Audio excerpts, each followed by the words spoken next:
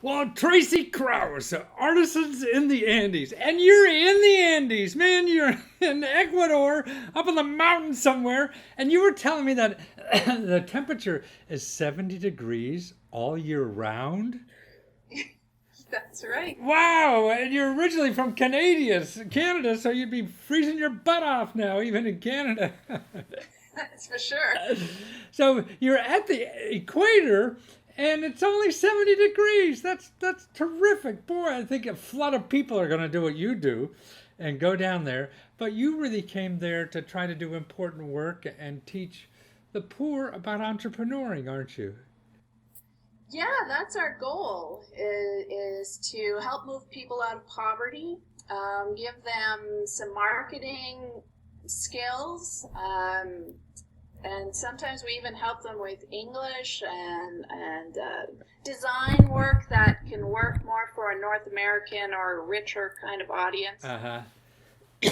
Well, but it's more importantly, I mean, I think in the middle of nowhere, it sounds to me, I mean, that's an illiterate American talking. So, yeah, up in the mountains, you're creating a market for their artwork all over the world and because of the internet, right? Exactly because of the internet. Yeah, what would they be doing otherwise? How would they sell their jewelry if the internet wasn't here?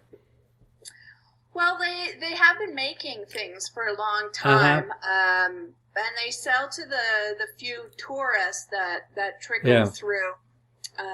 But there isn't a big market here. Well, so now you've shown them billions of people that might be interested in, and then so you, in other words, I guess I mean you're going on like Etsy, Amazon, and your own website, which costs very little money to start, right?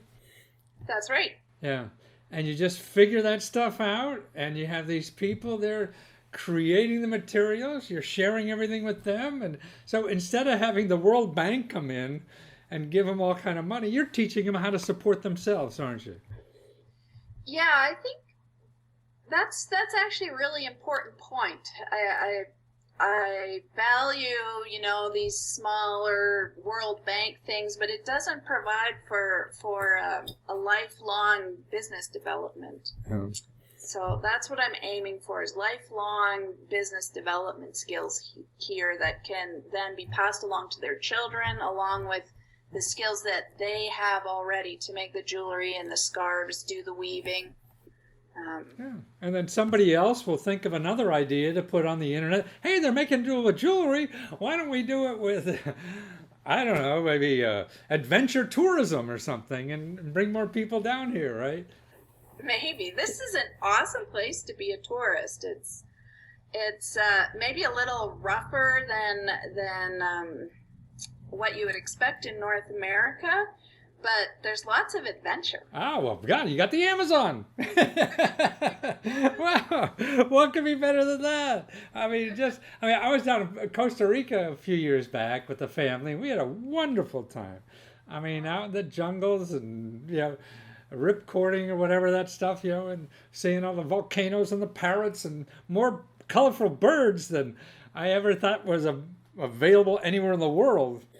Yeah. Yeah, it's amazing the Amazon. So much variety.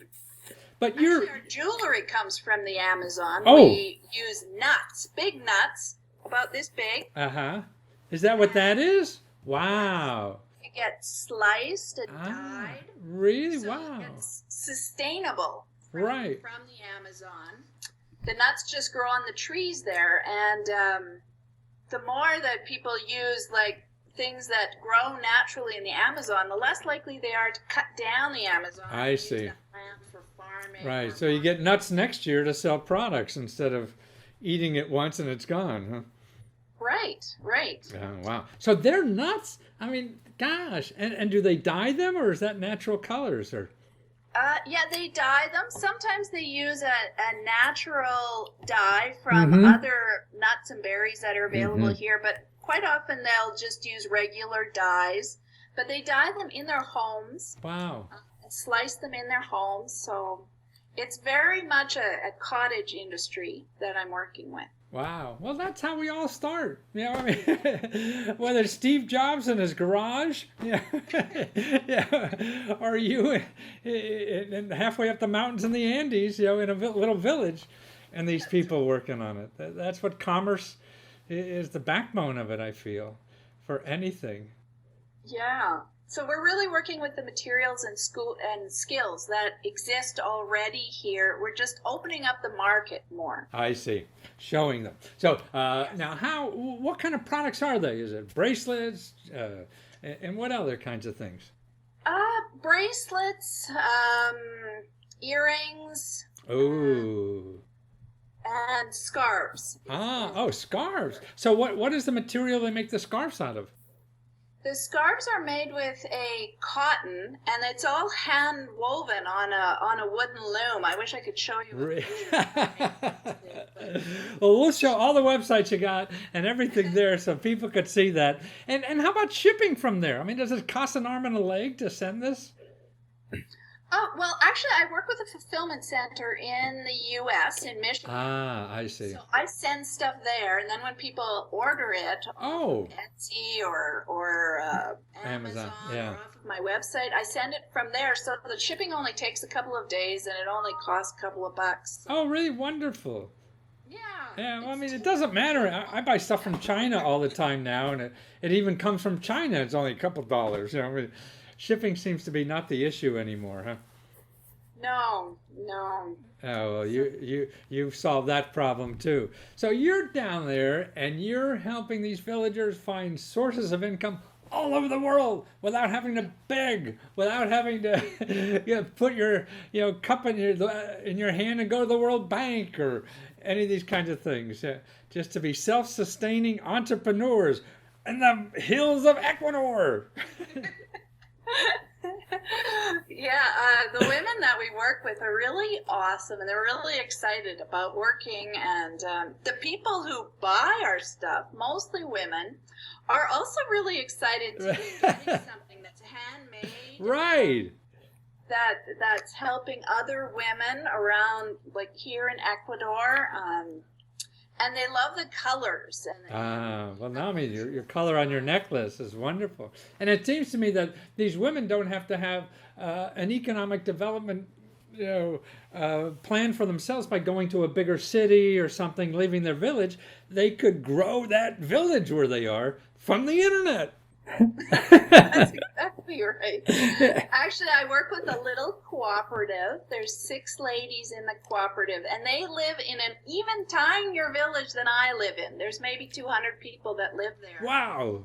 And before we were working with making jewelry, they actually had to go off to Quito and be made. I see. Right. That's what I mean.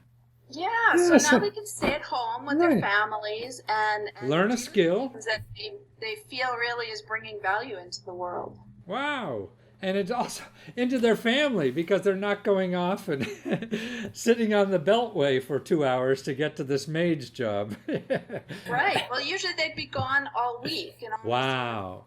on weekends. Wow. Well, see, I mean, what you're doing is just fantastic. And that's why I think capitalism, even though there are limits to it, it's important. I mean, you find something that other people want and you provide them with that. And you have control of it too, instead of being in something that you're taking advantage of. Here, you're being able to give more because you love what you're doing.